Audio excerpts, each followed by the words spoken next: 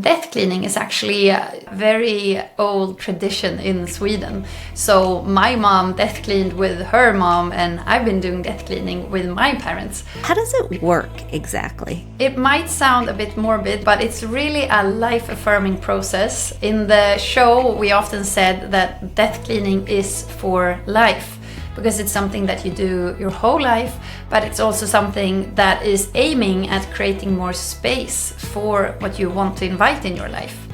So it's really about acknowledging that we don't know what day we will die, so we might as well just keep our things in order throughout life. Because we don't want to leave our life with these loose ends, just like anyone would hate dying while having a conflict with someone.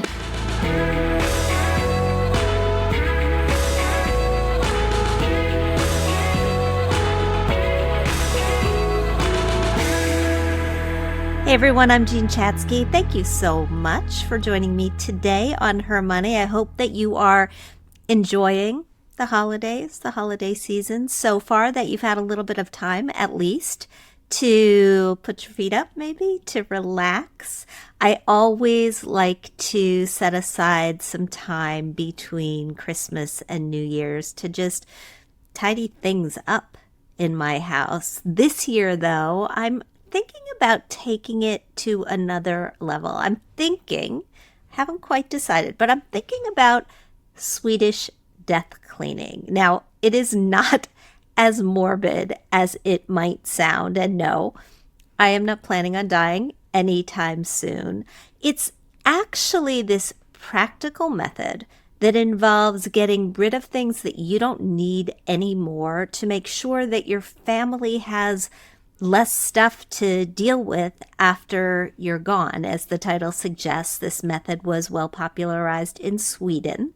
It involves a step that many Swedes take after they turn 60. They sell or they give away many of their possessions to people who are younger than they are. And as many of you know, my mom recently passed away. My brothers and I were tasked with going through her apartment, which was a thing.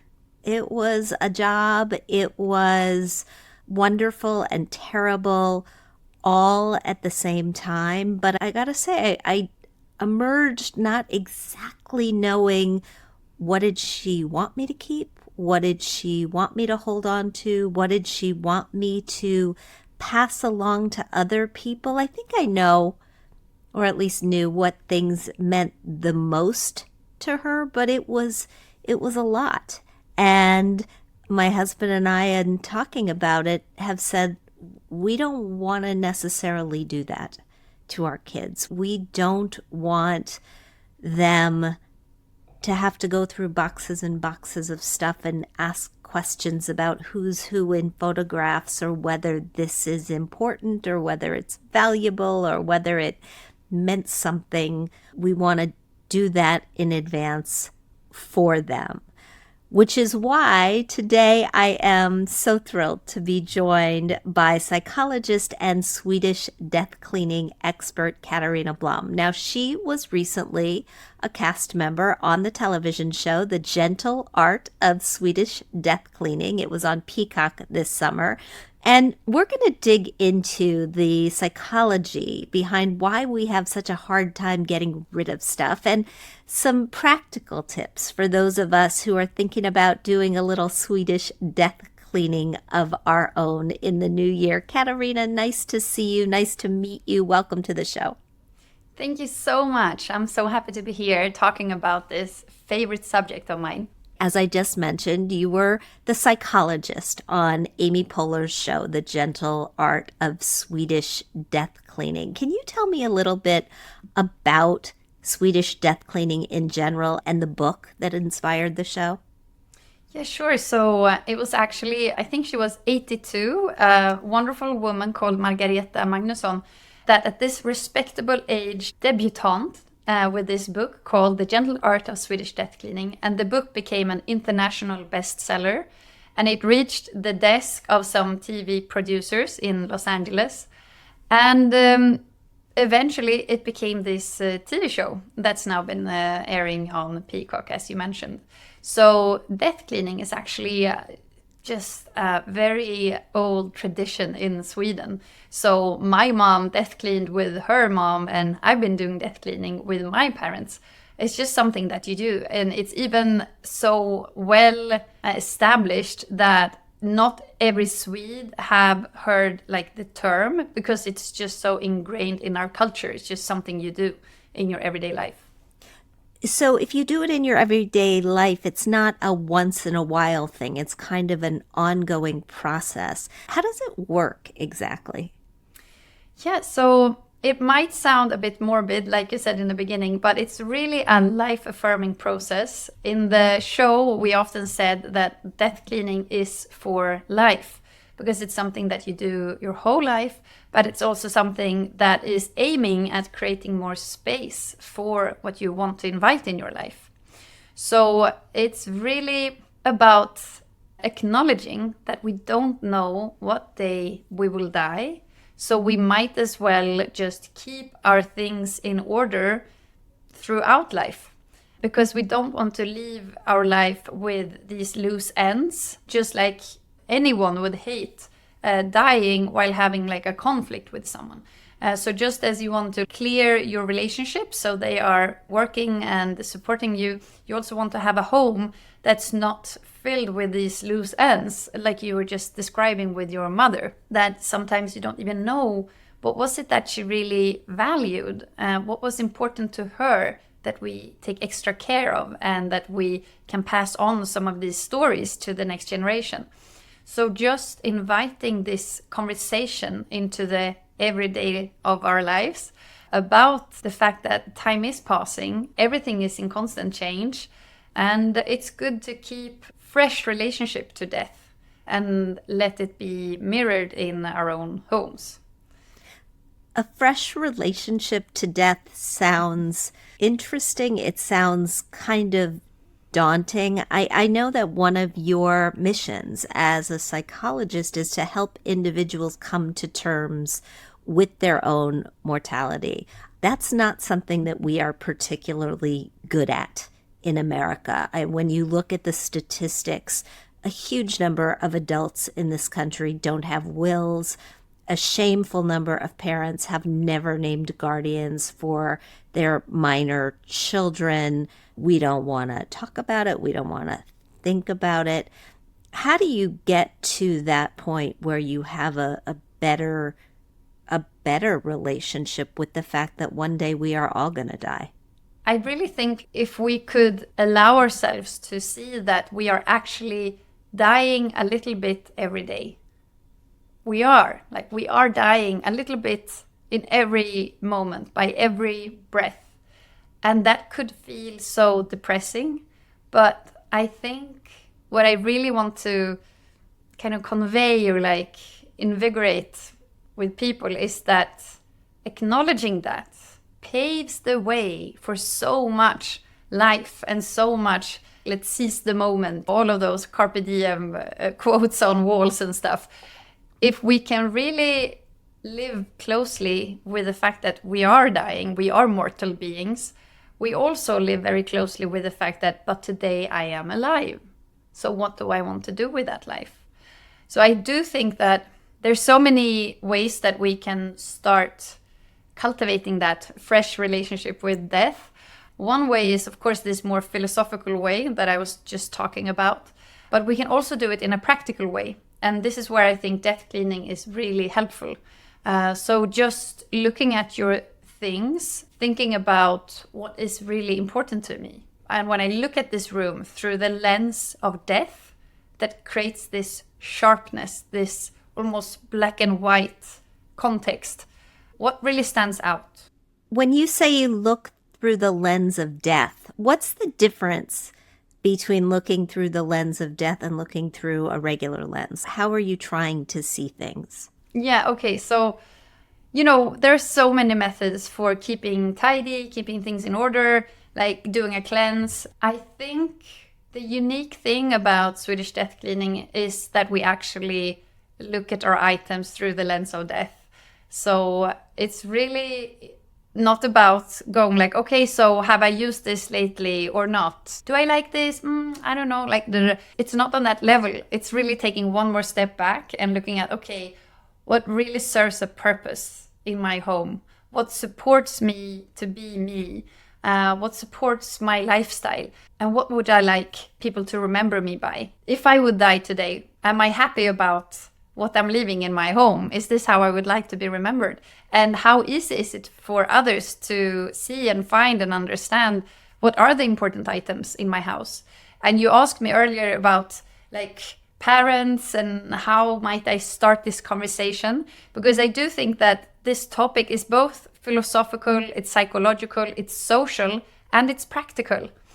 And I really think this method is aiming at helping us living our life to the fullest by inviting death. So I think having a conversation with your parents where you might ask, you could just say like, oh, you have so many lovely things.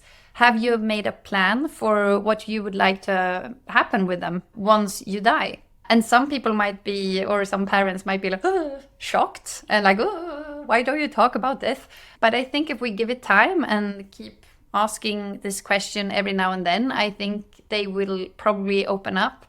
And I'm pretty sure that some parents will have the opposite reaction, that they feel relieved that their child or that their friend is like bringing the subject up, because maybe they have had this worry. Maybe they had been thinking about, how can I bring this up? And I do want to make a plan for my things and I don't want to burden my kids, but how do we even talk about this? So I think it's really worth to go there. And I don't really think we can break something by just asking this question. But we should also be kind of prepared that it's very different where people are in their relationship with their own mortality. I think this is where the gentle part comes in, that we want to be gentle and we want to be gradual. So doing death cleaning, it's not something you do like, okay, this weekend, let's do it, and then we're done. It's really gradual. It's really like a way of life, to be mindful about what you bring into your home and to be mindful about where would I like this thing to have a new chapter in its life regarding items in your home. We are in the middle of the holiday shopping season here in America, the time of year where we add things to our lives and our closets and our homes with more abandon than others. How does consumption relate to all of this? I mean, Americans are notoriously, I think, materialistic. We tend to be over consumers. If we find a sweater that fits in one color, we want it in 4 colors. How does this get us in trouble? I do think the sharpest connection between overconsumption and materialism and fear of death, I think it goes through our tendency to avoid pain and discomfort. So as humans, we are hardwired to avoid pain and discomfort at all costs and increase like pleasantries and nice moments and feelings, of course. And we have so many great strategies, avoidance strategies, like shopping or gambling or drinking or overeating. There's so many ways that we can run away from ourselves and what we're actually experiencing. And of course, we do shop, and of course, we consume without it necessarily being an avoidance strategy. But I think if you become honest with yourself, I think we all know when this is actually something, it serves a good purpose, and when it's this empty calories kind of thing. So I do think that the strongest connection point is just avoidance of pain and discomfort. So materialism and overconsumption is probably just one of many ways that we can kind of and run ahead of ourselves. So we don't have to deal with our own pain. And like the ultimate pain is losing life. I understand, like it's very understandable and it's very human, but it's not always helpful. And this is why it's good to be kind of honest with yourself about these things. When you work with your patients, how do you get them to face these things honestly? What are the strategies or the tactics that you use or the questions that you ask to get them to the point where they acknowledge what's going on so that they can make a change? I love that. I think one thing that stood out to me when we were filming the show was that everyone we met were facing some kind of challenge, some kind of pain was showing up in their life. For me, I felt like I basically sat down with them and just had a warm, heartfelt conversation where I was curious and present and really leaned in and like, I really want to understand what's going on and how are you feeling about this? Okay, and what happens when you feel that way? Like we were just exploring, just like walking around in this subject with like soft paws from a kitten. Okay, what's happening over here? And how do you feel about this here? And what's your thoughts in that moment? And I feel like the thing that most people said to me was like, no one really asks me these kinds of questions in my life. And it felt like they were mostly kind of almost relieved that finally I can share this with someone. And I do think that these conversations can be both powerful, but they don't have to be dramatic. You can approach these things in a gradual way so that the person still feels a level of safety while exploring. And I do have a lot of respect that some challenges that we all have, or some types of pain that show up in our own lives, they are too big for us to approach on our own. We're not built to go through hardship alone. We're built to do that together with other people. So if I could show up and be that kind of just supporting force next to them while just asking kind of easy, curious questions, I think that goes such a long way. And I think the biggest betrayal is actually just going quiet.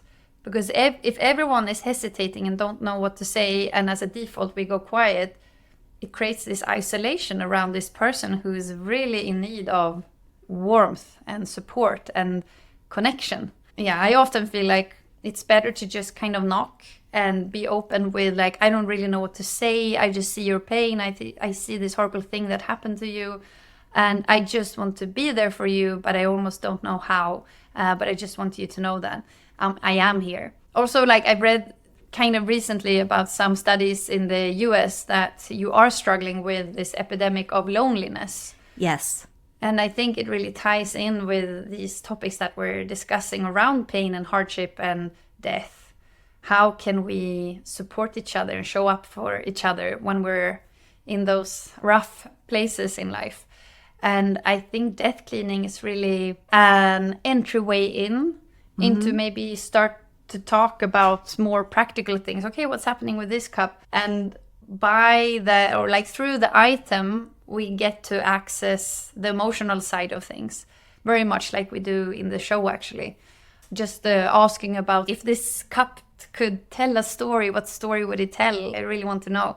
It can start this journey where you're kind of time traveling through objects and maybe accessing pain that this person haven't been able to share. And I really want to emphasize, like, it doesn't take a lot. I think we're all very capable of showing up to each other and being that warm, present person. I think it's just like a societal norm, maybe, that we feel a bit insecure. And it's really like, I don't want to hurt you in any way, so I better just step back. Where I really want to push everyone, like, no, let's lean in and just knock. Let's lean in, let's lean forward. I will always remember when I was in my late 20s, I had my first child. He was born with a congenital heart defect, and it was a lot. He's great. He's 30 years old. He's healthy. He's really good, but it was a very difficult time. And I will remember that this 22-year-old editorial assistant or young reporter in my office clearly did not know what to say, but wanted to say something. And she said, I am so sorry that this is happening in your life. And those of all the words, right? Yeah. It's been 30 years. Those are the words that I remember, right? I got a lot of, well, God doesn't give you more than you can handle, and I wanted to smack those Oh, people. But yeah, of course. but Yeah. this 22-year-old was afraid she was going to say the wrong thing, ended up saying the perfect thing, and I think that's sort of your point. Like Yeah. we just want to show up for people. Katarina, we're going to get really tactical. I know one of the first steps that you lay out is finding a purpose for your home, not your stuff, but for your home. Can you talk about why this is one of the first steps and why it's so important?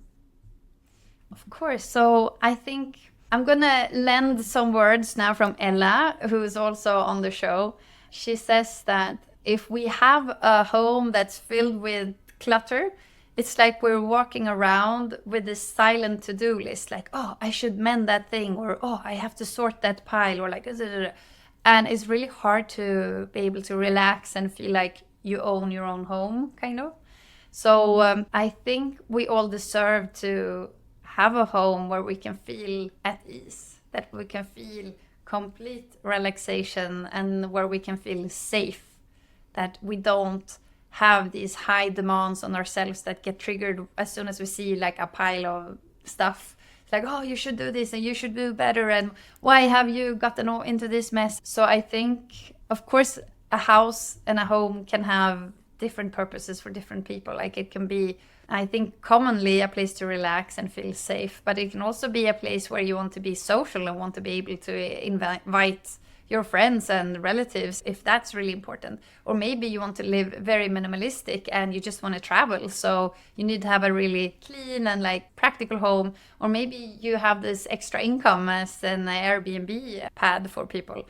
So I really think it's good to understand, what do I need from my home? How can my home support me right now? Just in my own life, I've been living as a student in like really small, tiny apartments for very temporary times.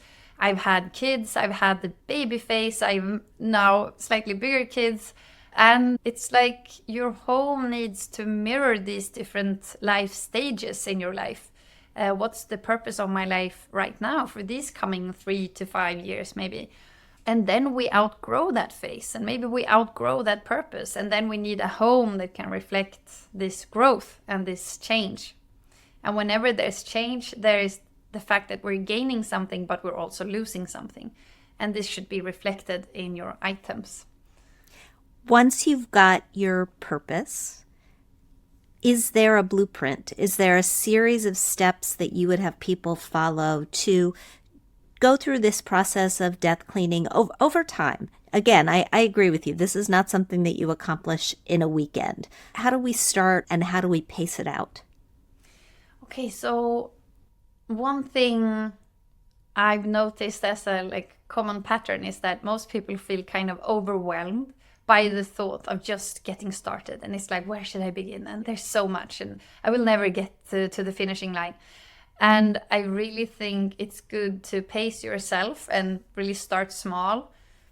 So you will probably notice that when you start sorting a drawer or a cabinet in your kitchen, there's this like release of energy where you feel kind of uplifted and, whoa, okay, this actually went well. And look at my beautiful cabinet. Now there's even more space and I feel more calm and like I feel so proud of myself. And you want to build on that wave to go to the next cabinet or the next room, or like slowly go through your whole house. But it's all about like harnessing that wave of energy, that energy release that happens when you kind of sort your things. And I think a good way to lure yourself in, that we also do in the show, is by starting with a really messy room, maybe. If you know that you have one, maybe, I don't know, the basement or the attic or that kind of room. Because there we often have a lot of obvious trash. And it's always good to start with the obvious trash because it's like an easy win. It's not very demanding for our thought processes around decision making because it's very close to trash. And you get this sense of accomplishment kind of easily, like I can throw this away and this and this and this.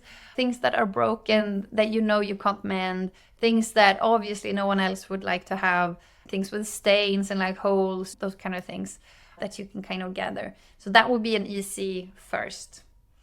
And next, I would suggest, like we do in the show, that you have like a big table that could be your sorting station, where you put the things that you want to go through and sort. And then you have 3 stations under with maybe just moving boxes or something, where one thing is things that are supposed to leave the house, maybe like to other relatives, to friends, or to charity. Then you have obvious trash. And then you might have things that you want to upcycle, things that you want to give to the tailor, or things that you want to mend yourself, like projects that you want to build to make it better. And how long does the process typically go for? I mean, for me, it's kind of an ongoing thing, right? So I keep a bag in my clothes closet of things that when I decide they're done, or at least they're done for me, I have a place to put them. And this is the bag that's going to the church, or it's the bag that's going to Goodwill, or, you know, I have other things that I'm going to consign. But I always have a place for when I decide I've had enough of this thing, or it's had enough of me. Yeah. So for me, it's kind of this ongoing, never ending process. But I don't know if that's a good idea or a bad idea. No, I think it's brilliant. I think it's really good. And I love that you have this dedicated spot in your wardrobe that it immediately just goes in there, because it lowers the threshold for us to take action and actually bring it out of the house to a place where it can serve a better purpose. So I love it. And I do think that this is always an ongoing process. We are never done with this. Some people listening will know people in their lives for whom stuff has just gotten excessive. Maybe they're hoarders, maybe they border on being hoarders. How do you know when this is a problem that can't be solved by death cleaning and you really need to get some professional help? Yeah, sure. So this is actually not a fine line. Some people, I know I've got that question from journalists before, like, how do you know, is it just a fine line? And it's not. I would say that if you are hoarding, this is a strategy to keep your anxiety in check, to keep your catastrophic thinking in check. So this is driven by high levels of discomfort and anxiety. Some people have that, as long as I collect all the newspapers from this year, nothing bad will happen to my aunt. And look, she's still well and alive. That's so important that I keep gathering these newspapers then. So there's really a clear sign of suffering involved whenever we talk about hoarding. It's not something that you do, this feels kind of nice, and like, it's not like a lazy thing to do. It actually requires a lot of effort to hoard all those things. And it's very rigid as well. It's not like on a Sunday, I decide not to collect these newspapers. No, you're going to do that every day. It's very rigid and very rule-based. So it's not a fine line. So if you're feeling like your home is becoming dysfunctional, and if you feel like you are suffering, you want to stop this, but you just don't know how, I think it's well enough to go to, I don't know, the medical system in the US, but in Sweden, you just go to a hospital and talk to your doctor about this, and he will send you to a psychologist. So I do think it's a good idea to look for help sooner rather than later, because everything we do just gets more ingrained in our neurological patterns. So it's easier to break these things the sooner we kind of get to it. Last question, Katarina. If you are thinking this is something you'd like to embark on, but maybe you could use a little help. When Marie Kondo took this country by storm, all of a sudden there were a whole army of Marie Kondo people who knew how to bring her methods to the homes of people across the country. Are there now Swedish death cleaners throughout America that if I Googled, I could find one in my local area? Actually, I do think there is. I've just seen people reaching out to me on Instagram, telling me that, oh, I'm working as a home organizer and I love the Swedish death cleaning method. So I definitely think that Google can help you if you live in the US. Thank you so much for this. I enjoyed this conversation and really enjoyed talking to you. I hope that you'll come back again soon. Thank you. I had a lovely time. Thank you very much. Absolutely.